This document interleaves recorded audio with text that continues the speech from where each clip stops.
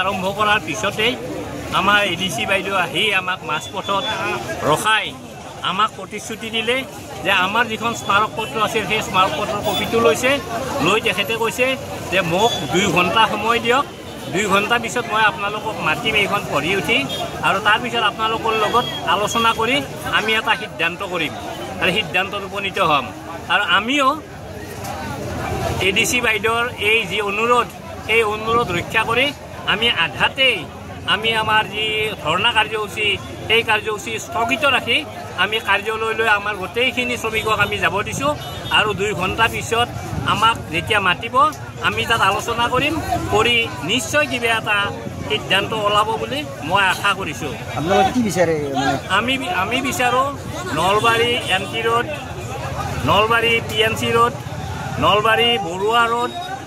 এই গোটেইখিনিতে হেৰি দিয়ক, 1 ৱে কৰি দিয়ক আৰু 1 ৱে কৰি দিলে এই যি যান-জঁট সেই যান-জঁট নোহোৱা হ'ব আৰু টাউন আৰু গাঁৱৰ যিটো ভাগ কৰিব বিচাৰিছে এইটো কোনো পধ্যে বাস্তৱসন্মত নহয়। এই টাউন আৰু গাঁৱৰ এইটো ব্যৱস্থাটো বন্ধ কৰিব লাগিব আৰু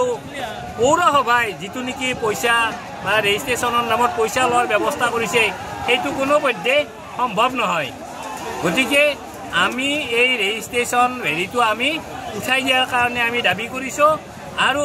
আমাৰ যিবিলাক কাগজ পত্ৰ সেইখিনি কৰাৰ কাৰণে আমাক কমেও 6 মাহ আৰু যিবিলাকৰ কাগজ পত্ৰ কৰিব নোৱাৰে সেইবিলাককো এই চেচিছ নাম্বাৰ কিবা কৈ দি অন্তত এই ৰেজিষ্ট্ৰেশ্যন কৰাৰ ব্যৱস্থা কৰাই দিয়ক আৰু আমি এই ক্ষেত্ৰত আৰু যি পথেৰে যাব দিছে সেই পথেৰে আমাৰ ৰিক্সাই কোনোদিনে নিজৰ পেটৰ ভাত মুকুলাব নোৱাৰে। সেইকাৰণে আজি এই আমাৰ ৰিক্সা চালকসকল ইমান বেছি উত্তেজিত হৈছে। আজি 3 দিন ধৰি তেওঁলোকৰ ঘৰত হেৰি চোলা জ্বলা নাই, এই অৱস্থা সৃষ্টি হৈছে। কিন্তু যিসকলে এইবিলাক কৰিছে আমাৰ নলবাৰী পৌৰসভাৰ হেৰি সভাপতি সভানেত্ৰী জয়শ্ৰী বাইদেউ আৰু ৰবীন দাস আমাৰ উপসভাপতি তেখেতসকলৰ যি হঠকাৰী সিদ্ধান্ত